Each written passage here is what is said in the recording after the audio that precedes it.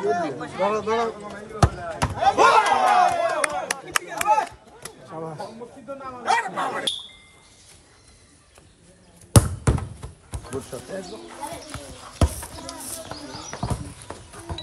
মনে করছো? সুন্দর সুন্দর। সুনামগঞ্জের জগন্নাথপুর উপজেলার জয়নগর গ্রামের মুজাম্মেল নামে একটি শিশু সম্প্রতি ফুটবল খেলে ভাইরাল হয়েছে। সেই শিশুটির পারিবারিক অবস্থা অত্যন্ত দরিদ্র পরিবারের একটি সন্তান। 7 থেকে 8 বছর বয়সে সেই মুজাম্মেল ফুটবল খেলে সামাজিক যোগাযোগ মাধ্যমে ভাইরাল হয়েছে। আমরা সেই খবর পেয়ে এসেছিলাম মুজাম্মেলের ক্রীড়া নৈপুণ্য দেখার জন্য। আমরা কথা বলেছিলাম তার পরিবার পরিজনের সাথে। তারা জানিয়েছেন যে মুজাম্মেল ছোট্ট বয়স থেকেই ফুটবল খেলার প্রতি খুব আগ্রহী ছিল। আমার এই ছেলেরে বালা খেলাধুলা করানোর মতো আমার সামর্থ্য নেই।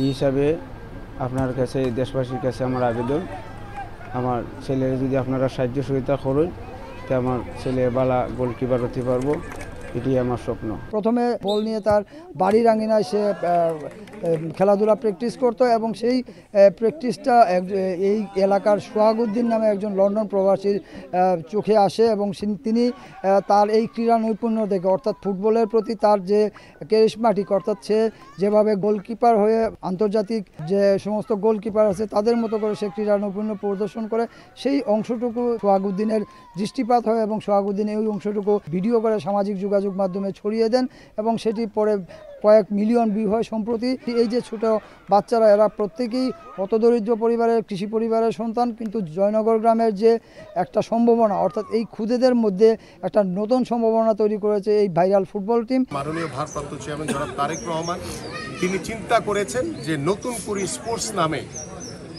একটি কর্মসূচি হাতে নেওয়ার জন্য যে পরিকল্পনা করেছেন, তারই ধারাবাহিকতায় আমরা বেশ কিছুদিন ধরে বাংলাদেশের আনাচে কানাচে থাকা প্রতিভাবান যারা ফুটবলার রয়েছে, ক্রিকেটার রয়েছে, দাবারু রয়েছে, বিভিন্ন স্পোর্টসের যারা আপনাদের সামাজিক যোগাযোগ মাধ্যমে, কখনো আপনাদের নিউজের মাধ্যমে যখন আমাদের কাছে এই ফুটেজগুলি আসে, ফুটবল খেলার মাঠ, সেই মাঠটুকু পর্যন্ত নেই।